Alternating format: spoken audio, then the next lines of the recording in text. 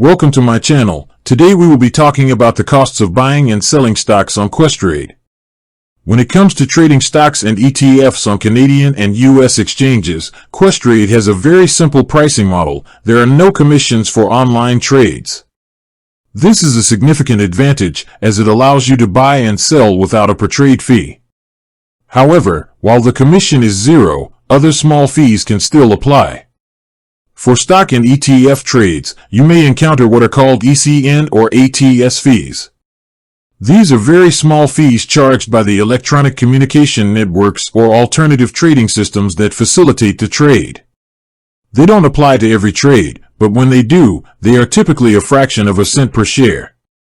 For example, buying 100 shares of a stock at $10 might result in a fee of just a few cents. For U.S. securities, when you sell, there's also a tiny fee from the U.S. Securities and Exchange Commission, known as the SEC fee.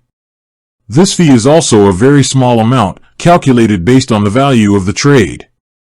It's also important to be aware of other potential fees. For example, trading options has a cost of $0 plus a per contract fee. If you trade on the phone with a broker, there is an additional fee. There are also currency conversion fees if you need to exchange Canadian and US dollars.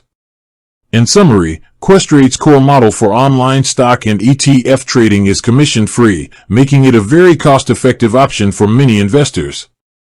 You just need to be mindful of the small ECN and SEC fees that may apply to some transactions. With that being said, thank you for watching.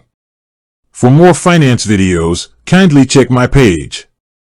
Please like, share, comment and subscribe to my channel. Thank you.